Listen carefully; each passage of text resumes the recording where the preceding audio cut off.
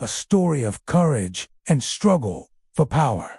A tale of love and law set against the backdrop of 13th century India. This is the story of Razia, a warrior queen who dared to dream of a kingdom without borders. But let's get to the good stuff. Fast forward to the year 1236. Delhi is the heart of the Delhi Sultanate. It's rich, it's powerful, and most importantly, it's where our story begins.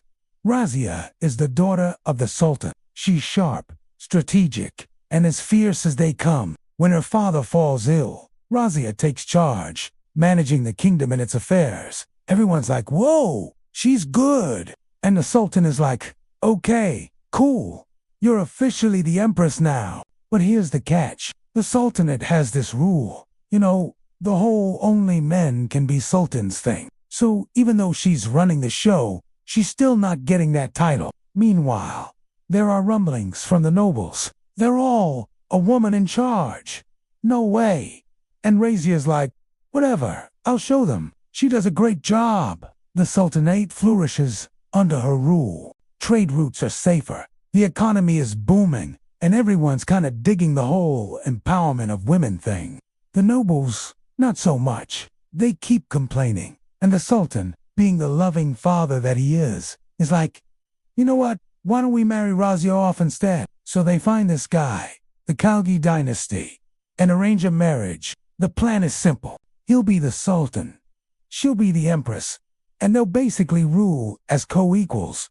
But guess what happens? After the wedding, while the Khilji guy is off doing Sultan stuff, Razia gets right back to work. She's building schools, promoting trade, and generally making the place better. The nobles are not happy about this turn of events. They're like, hey, we wanted power, not this lady boss situation. Finally, they hatch a plan, stage a coup, kick Razia out and take the throne for themselves. Now, most empresses would have been like, oh dear, and retired to a monastery somewhere. But not Razia.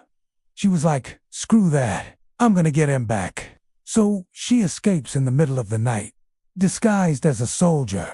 That's right, she ditched the fancy clothes, put on some rugged garb and scaled the fortress walls like a boss. Once she was out, she rode across the plains to meet up with her loyal commander, Malik Al-Tunia, who was also secretly in love with her. Yeah, talk about a power couple. Together, they raised an army of forgotten soldiers and slaves, promising them freedom if they helped them win back the sun. Meanwhile, back at the palace, the nobles are all, we did it. We ousted the Empress. And then they're like, wait, where's the treasury? Turns out Razia had moved the treasure before she left. So the nobles are out of money, out of luck, and soon out of army. Razia and Ultania were coming back with an army of their own. The rebels were defeated. The throne was reclaimed, and Razia finally got the title of Sultan, becoming the first and only female Sultan of Delhi. But it was short-lived, because a rival Sultan, Balban Khan, heard about this whole woman ruling a kingdom thing and thought, that's my gig.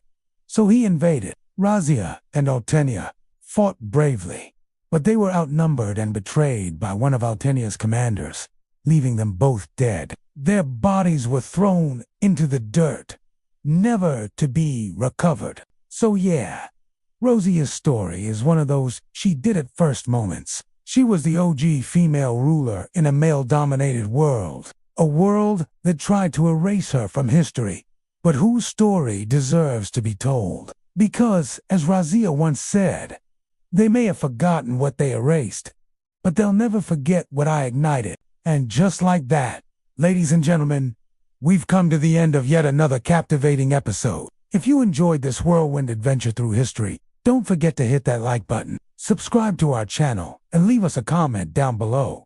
Your feedback means everything to us. We'll see you next time.